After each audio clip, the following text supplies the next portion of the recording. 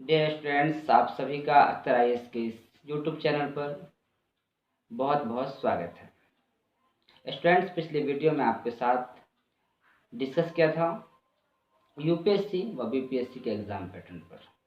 मुझे उम्मीद है आप उस वीडियो को एंजॉय किए होंगे। आज मैं आपको कुछ क्लासेस प्रोवाइड करने जा रहा हूँ। सबसे पहले मैं आपके साथ कुछ बिंदु पर डिस्कस कर लूँ। स्टूडेंट्स, यूपीएससी क्लासेस का जो स्टैंडर्ड होता है वो बहुत हाई होता है। वहाँ आपको पहले इन्फॉर्मेशन दिया जाता है, फिर उस इन्फॉर्मेशन से ओपिनियन तक लाया जाता है, जो लंबी चर्चा के बाद ही संभव है। इसलिए मैं आपको उस लेवल पर इस चैनल के माध्यम से नहीं ले जा रहा हूँ। मैं आपको ये जो क्लास प्रोवाइड करने जा रहा हूँ ये सिर्फ सतही ज्ञान के लिए है। यदि आप मेरे यहाँ क्लास ज्वाइन करते हैं तो इस वीडियो को यदि आप देख कर आते हैं तो बेहतर होगा कि मैं डायरेक्ट स्टैंडर्ड लेवल से शुरू कर सकूँ, क्योंकि यदि मैं आपको कुछ समझाऊँ उसके लिए ज़रूरी है कि आप पहले कुछ जानें। ओके, तो इसी उद्देश्य से ये वीडियो बनाया जा रहा है। यहाँ मैं मेंस लेवल डिस्कस नहीं करने जा रहा हूँ, प्रीलिम्स ओरिएंटेड बात करूँगा। यानी मैं सिर्फ आपको इन्फॉर्मेशन दूंगा, वो भी सतही स्तर पर, जिससे आपका एक कॉन्सेप्ट बिल्डअप हो सके। खासतौर पर जो मैं आज आपके साथ डिस्कस करने जा रहा हूँ वो मॉडर्न हिस्ट्री ऑफ इंडिया पर डिस्कस करूँगा। और यदि आप मेरे यहाँ भी क्लास ज्वाइन किए हुए हैं या करने का सोच रहे हैं तो आप इस वीडियो को अवश्य देख लें, ताकि आपका एक बेहतर कॉन्सेप्ट हो मॉडर्न हिस्ट्री ऑफ इंडिया को लेकर के। ओके ना, उसी उद्देश्य से बनाया जा रहा है। तो सब लोग बिना देर किए इस वीडियो को ज्वाइन करें। आइए मैं आपके साथ डिस्कस करूं मॉडर्न हिस्ट्री ऑफ इंडिया। सबसे पहले मैं आपको इस जो आने वाली कुछ क्लासेस होगी उसमें मैं आपको बताऊंगा कि मॉडर्न हिस्ट्री ऑफ इंडिया जो है, आधुनिक भारत का इतिहास, जो उसकी रूपरेखा क्या है। ओके ना, मैं उसको आपको समझाने का प्रयास करूंगा। और इसको यदि आप देख लेंगे तो आपके मन में एक रूपरेखा स्पष्ट हो जाएगी आधुनिक भारत के इतिहास को लेकर के। ओके, तो आइए मैं आपको बिना देर किए समझाऊँ। यदि आप पीछे बोर्ड देख पा रहे हैं तो मैं एक रूपरेखा बना रहा हूँ 1600 से लेकर के 1927 तक मुझे ले जाना है। यदि आपको बोर्ड दिख रहा हो, उम्मीद है कि बोर्ड दिख रहा होगा, ध्यान देंगे। 1600 से मुझे आपको 1927 तक ले चलना है। ओके ना, आइए समझें तो 1600 ईस्वी के आसपास कौन सी घटनाएं हो रही हैं। ओके, ध्यान देंगे सब लोग। भारत में यूरोपीय कंपनी का आगमन हो रहा है। ओके, ढेर सारी कंपनियां 1600 के आसपास व्यापार के उद्देश्य से भारत आ रही है। ओके, अब ये कौन सी कंपनियां कब आ रही है ये सब मैं आपको क्लास में डील करूंगा बहुत विस्तार से। अभी मैं संक्षिप्त से मैं आपको बताने जा रहा हूँ। ओके, तो ध्यान देंगे सब लोग।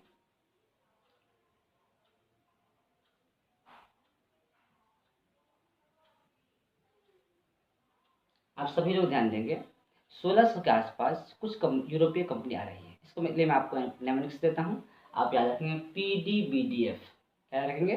PDBDF आ रहे हैं। Okay, PDBDF means Portuguese, Dutch, British, Danish और फ्रांसीसी। यदि आप देख पा रहे हैं तो पुर्तगाली, डच, ब्रिटिश, डेनमार्क और फ्रांस।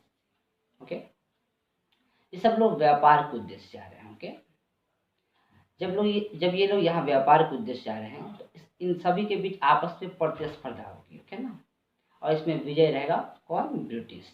आप सभी को मालूम होगा कि ब्रिटिश ही राज करता है भारत पर। ओके, तो इसको हम लोग बहुत विस्तार से डील करेंगे। मैं संक्षेप में आपको बताऊं यदि तो कुछ इस तरह समझें, सब आपस में प्रतिस्पर्धा करता है। ओके, और आप देखेंगे स्वाली के युद्ध में पोर्चुगीज हार जाता है। ओके ना, फिर आप देखेंगे डच पर भी ब्रिटिश ये आरोप लगाता है कि मीर जाफर से मिला हुआ है और इसे बिडारा के युद्ध में पराजित कर देता है। डेनमार्क स्वयं ही अपनी कंपनी वगैरह बेच कर चला जाता है। ओके, उसको यहाँ बहुत इंटरेस्ट नहीं रहता। बचा फ्रांसीसी। इसमें इस फ्रांसीसी का ब्रिटिश से लंबा संघर्ष होता है, जिसे मैं बहुत विस्तार से डील करूंगा जब मैं कर्नाटक वॉर के बारे में पढ़ाऊंगा। और फाइनली वांडीवास युद्ध के द्वारा इसको भी पराजित कर देता है। ओके, यानी यदि एक लाइन में यदि कहूँ तो आपस में सब प्रतिस्पर्धा करता है और विजय रहता कौन? ब्रिटिश, यानी ब्रिटिश राज करेगा भारत पर। ओके, आरंभ में ये लोग जो आया था इसका उद्देश्य था भारत में व्यापार करना। ओके, यदि मैं आपको कहूँ तो ये तकरीबन तकरीबन लगभग 150 वर्ष तक, लगभग ध्यान देंगे, लगभग 150 वर्ष तक ये लोग व्यापारी रहे। यहाँ मैं लगभग सब इस्तेमाल कर रहा हूँ, ध्यान रखेंगे।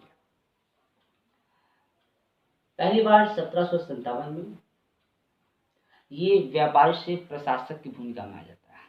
ध्यान देंगे, पहली बार ये 1757 में प्रशासक की भूमिका में आ रहा। अभी तक ये क्या था? व्यापारी। ओके, ध्यान देंगे, ये लोग बंगाल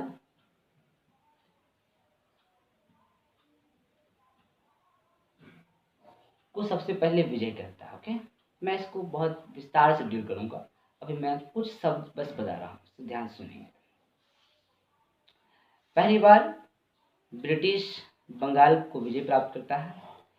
युद्ध का नाम होगा प्लासी का युद्ध। ओके, प्लासी युद्ध में आप देखेंगे कि वहाँ के नवाब सिराजुद्दौला को ब्रिटिश पराजित करता है और यहाँ सबसे पहले अपनी नींव रखता है 1757 में बैटल ऑफ प्लासी के द्वारा। ओके, अब आपके मन में एक प्रश्न बन सकता है जो स्वाभाविक है कि जब ये 1600 के आसपास व्यापार करने के उद्देश्य आई थी तो लगभग 150 वर्ष तक ये वित्त किस बात का इंतजार किया। ओके, यानी 1757 में ही क्यों प्रशासक की भूमिका में आ सके।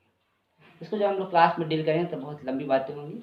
मैं संक्षेप में यदि आपसे कहूँ तो इस तरह समझें कि जो आपका मुगल था,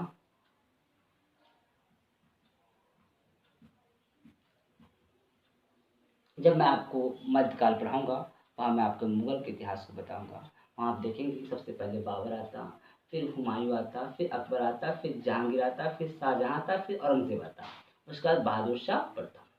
और एक बहादुर शाह यदि आप जानते होंगे तो वो बहादुर शाह जफर हैं। ओके, जो 1857 के विद्रोह में शामिल होंगे।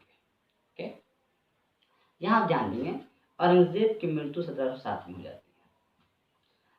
औरंगजेब की जब मृत्यु 1707 में होती है तो कहीं ना कहीं औरंगजेब की नीति के कारण, आप जब इसको अध्ययन करेंगे, गहन अध्ययन करेंगे तो आप पाएंगे औरंगजेब की नीति के कारण मुगल साम्राज्य कहीं ना कहीं कमज़ोर हो गया होता है और इसके जो उत्तराधिकारी होते हैं उसमें भी कुछ जान नहीं होता है। नतीजा ये होता है कि ब्रिटिश, ध्यान देंगे, 1707 में औरंगजेब की मृत्यु होती है और मात्र 50 वर्ष बाद ही कब्जा कर लेता बंगाल। ठीक है, आप जब पढ़ेंगे मुगल को तो आप समझ पाएंगे कि मुगल की स्थिति बड़ी दयनीय हो चुकी होती है प्लासी के वॉर तक। ओके, तो आप ध्यान दें, ये सबसे पहले किससे कब्जा कर रहा? बंगाल। ओके, यहाँ से उसको अच्छा खासा भू राजस्व प्राप्त होगा। ओके, मैं जब मेन से क्वेश्चन कराऊंगा वहाँ पे क्वेश्चन आता है कि ब्रिटिश ने बंगाल को आधार बना करके पूरे भारत पे विजय प्राप्त कर लिया, जबकि इसका जो मुख्य प्रतिद्वंदी होगा फ्रांसीसी, वो अपना आधार पांडिचेरी को बनाता है और वो कहीं ना कहीं सफल नहीं हो सकता है। इस पर लंबी चर्चाएं होंगी क्योंकि ये मेंस का टॉपिक है। यहाँ पे मैं आपको सतही ज्ञान देने के लिए वीडियो बना रहा हूँ। ओके, तो ध्यान देंगे सब लोग। अभी तक मैं आपको बताने का प्रयास किया कि 1600 के आसपास कुछ व्यापारी कंपनियाँ आई, सभी का आपस में प्रतिस्पर्धा होगा, उस प्रतिस्पर्धा में विजय होगा ब्रिटिश जो लगभग 150 वर्ष तक व्यापारी की भूमिका में रहेगा। 1757 में प्लासी के वॉर के द्वारा वो यहाँ का प्रशासक बन जाएगा। ओके, अब आप ध्यान देंगे, जब इसको आप अध्ययन करेंगे तो आप पाएंगे कि डायरेक्ट रूप से शासन नहीं लेता। ओके, ये मुखौटा के रूप में मीर जाफर को नवाब घोषित करता है और कहीं ना कहीं उससे ढेर सारा धन प्राप्त करता है। लेकिन जब आप इसको अध्ययन करेंगे तो आप पाएंगे जब मीर जाफर इसको धन बराबर नहीं देता है तो ये मीर कासिम को नवाब घोषित करता है। बाद में फिर बक्सर के युद्ध की पृष्ठभूमि बनती है, इसको मैं आगे डील करूँगा। ओके, अभी के लिए आप ध्यान से समझें कि 1757 में वो प्रशासक की भूमिका में आ चुका है। ओके, अब आप लोग ध्यान देंगे, अभी आप लोग ध्यान देंगे कि जब ये प्रशासक बन चुका होता है तो ये भारतीयों को बहुत परेशान करते हैं, हर वर्ग के लोगों को प्रताड़ित करते हैं। धीरे धीरे सभी राज्य को हड़प लेते हैं, कुछ को विजय करते हैं, कुछ को हड़प लेते हैं। ओके, जिसको मैं विस्तार से डील करूँगा। अभी संक्षेप में समझें कि आप लगभग 100 वर्ष तक ये भारतीयों को बहुत परेशान करता है। ओके, जिसका नतीजा होता है लगभग 100 वर्ष बाद यानी 1857 में आपने 1857 के विद्रोह का नाम अवश्य सुना होगा, जिसे सिपाही विद्रोह भी कहा जाता है। ओके, 1857 में सिपाही विद्रोह होता है। ओके, ये विद्रोह जो आप गहन अध्ययन करेंगे तो आप पाएंगे किसी विद्रोह का मुख्य रूप से दो कारण होता है, एक तात्कालिक कारण होता है और एक आधारभूत कारण होता है। ओके, लोग तात्कालिक कारण को ही समझ के संतुष्ट रहते हैं, लेकिन जब आप इसको समझेंगे विस्तार से तो आप पाएंगे आधारभूत कारण ढेर सारे थे।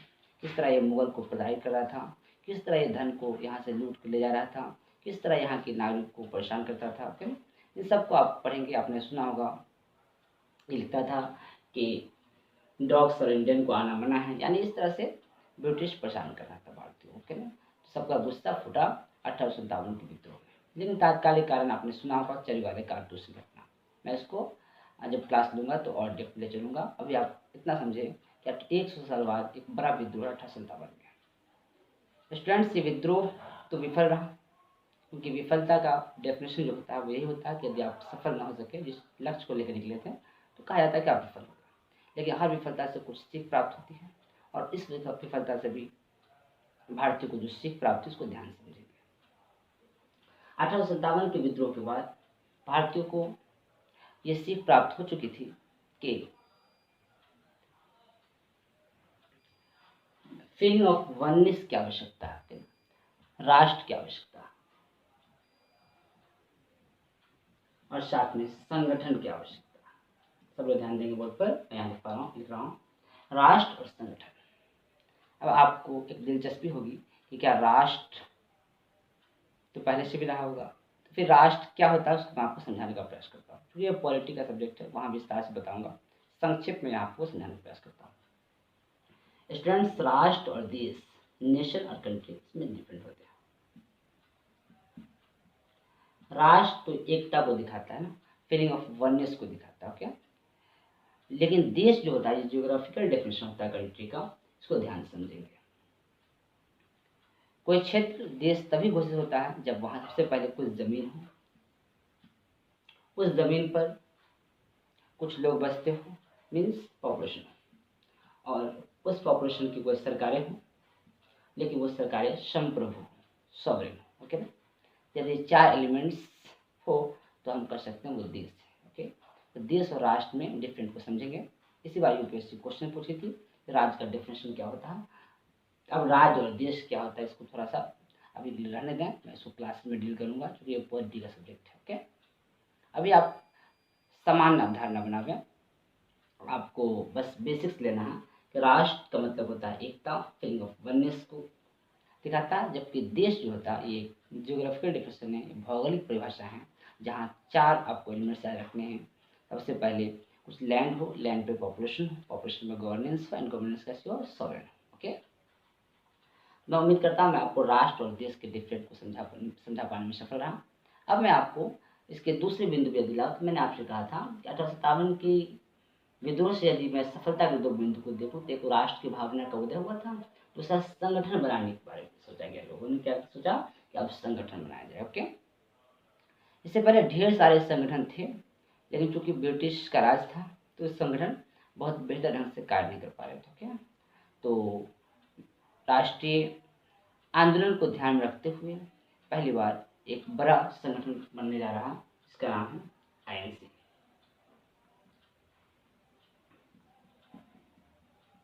Indian national Congress. Students, Congress की स्थापना मैं बहुत विस्तार से पढ़ाऊंगा। इससे पहले ढेर सारे संगठन हुआ करते थे, तो डिस्कस किया जाएगा। अभी आप ध्यान देंगे 1885 में एओ ह्यूम ने कांग्रेस की स्थापना की। आप में से कई लोग सुन रखे होंगे, मैं इसको बहुत विस्तार से डील करूंगा। 28 दिसंबर 1885 को कांग्रेस की स्थापना होती है, और इस कांग्रेस की जब स्थापना हो रही है इसको ध्यान रखेंगे, उस समय गवर्नर जनरल से वॉइस राय कहा था। फिर से ध्यान रखें, वॉइस राय, गवर्नर जनरल सब क्या है, मैं इसको डील करूंगा। अभी के लिए आप समझें कमोबेश एक ही है। ऐसे अभी 1885 में यदि मैं कहूँ तो अभी वॉइस राय यूज़ करना ज़्यादा बेहतर होगा। ओके, तो वॉइस राय कौन है, लॉर्ड डफरिन। लॉर्ड डफरिन, ध्यान रखेंगे कांग्रेस की स्थापना के समय ब्रिटिश वॉइस राय लॉर्ड डफरिन। ओके, और कांग्रेस के अध्यक्ष कौन थे? ए.ओ. ह्यूम।